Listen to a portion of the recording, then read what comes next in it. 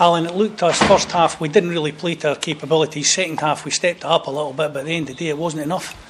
No, it wasn't.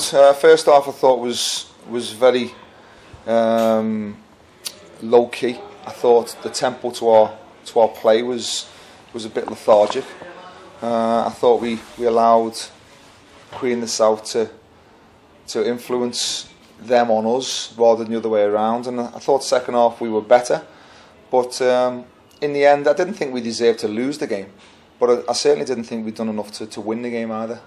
Disappointed with the goal that we lost again. There were chances to get the ball clear, we didn't take it. Mark Durnan burst through, he went like he's going through a brick wall to get there. Yeah, well, I think what's happened is that there's just been a switch off of concentration where we haven't tracked runners, and then suddenly once you get into the box, then you have to be very careful in what you do then. And you know, Holt's running the box, he's had the shot, and unfortunately it's fell into the player's path, you know, and sometimes you make your own luck, and unfortunately on this occasion it's gone against us, and it fell nicely to the boy and he's put it in. But I thought our response after that, I thought the introduction of Farid give us a real focal point. I think he gave us a little bit of muscle up there. I thought he unsettled their defenders, and it wasn't easy for them to win them challenges. Whereas in the first half, I thought it was too easy for the centre backs to win the ball, especially when you see their player Riley, who's one of the smallest on the pitch, making it difficult for our defenders to win the ball. You brought Farid on in place of Jason. It provoked a bit of a reaction from the crowd. What was your thinking behind that one? Well, I think you have to look at Farid's introduction to the game and how he influenced it. And for me, that was the right decision. It could have easily been one or the other.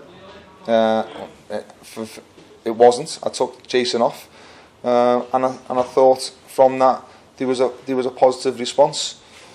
You know, so from that point of view, that's what I'm here for. I'm here to make decisions. I felt it was the right one at the time. So we certainly got the ball into the box a lot. Farid was winning balls in there, but again, like last week against Wraith Rovers, it just didn't seem to be falling for us. No, I think you've got to give them a bit of credit and all, Queen of the South, because I thought they defended really well. I thought they worked really hard as a team, made it difficult for us. You know, and sometimes you'd always look at your own team and what you didn't do, and sometimes you forget about how difficult they made it for us and all, especially defending wise. You know, I thought they really got back in numbers, but we've got to rise above that. You know, we've got to try and break that down and be better at doing that. Mark Oxley at the end had one cleared off the line, suspicion of it being a handball. Did you see it at all? I've just seen it before, and I think he's flicked it onto JJ, and JJ's hit it at the boy, and you know, I think it's more hit his body than anything. You know, I don't think it's a blatant handball. I think it's a difficult one for the referee to give. If it has hit him, I think it's maybe anything more hit the post than it hit his arm. So we go again on Wednesday night against Dumbarton at the Bet Butler Stadium. The lads will be up for that one. Yeah, it's good that we've got a midweek game. You know, the fact that we can move on very quickly.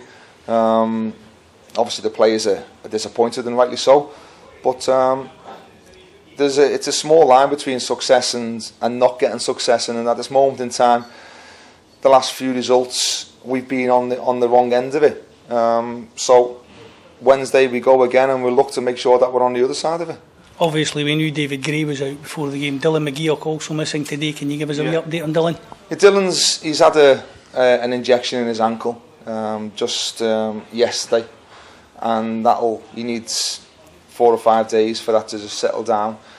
So we're expecting Dylan to resume training from Wednesday onwards. So he'll be available, all being well, for the Hearts game on a Sunday.